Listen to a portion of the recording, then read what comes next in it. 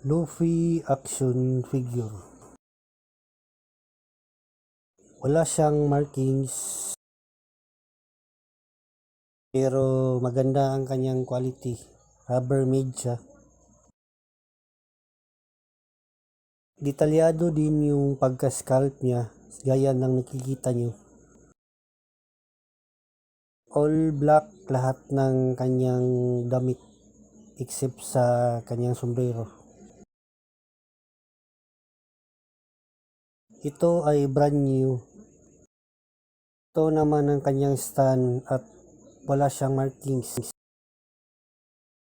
Ito naman siya pag nakakabit na sa stand niya.